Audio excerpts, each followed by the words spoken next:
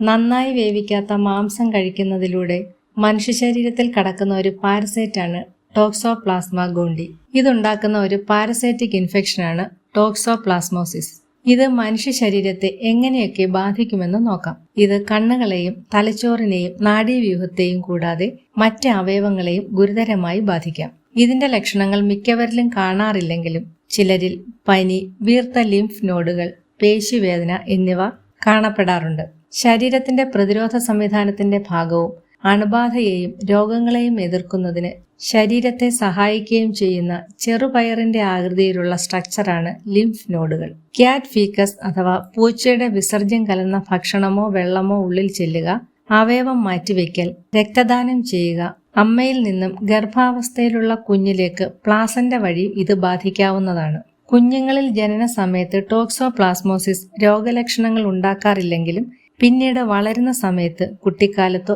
കൗമാരത്തിലോ ഇതുണ്ടാകാം. പൂർണ്ണ ആരോഗ്യമുള്ളവരിൽ ഇതിന്റെ ലക്ഷണങ്ങൾ കാണാറില്ലെങ്കിലും പ്രഗ്നന്റ് ആയ സ്ത്രീകളിലും പ്രതിരോധശേഷി കുറഞ്ഞവരിലും കുട്ടികളിലും ഇത് ഗുരുതരമായ ആരോഗ്യ പ്രശ്നങ്ങൾ ഉണ്ടാക്കാം. ടോക്സോപ്ലാസ്മ ഗോണ്ടി തലച്ചോറിനെയും നാഡീവ്യൂഹത്തെയും ബാധിക്കുന്നതിനാൽ വിഷാദം, ഉത്കണ്ഠ പോലുള്ള മാനസിക വൈകല്യങ്ങൾ ഉണ്ടാകാം. ഈ അവസ്ഥകൾ സെക്ഷൽ ഫംഗ്ഷനെ, അതായത് വിട്ടുമാറാത്ത ക്ഷീണം പോലുള്ള ലക്ഷണങ്ങൾ, സെക്ഷൽ ആക്ടിവിറ്റീസിനെ വിപരീതമായി ബാധിച്ചേക്കാം.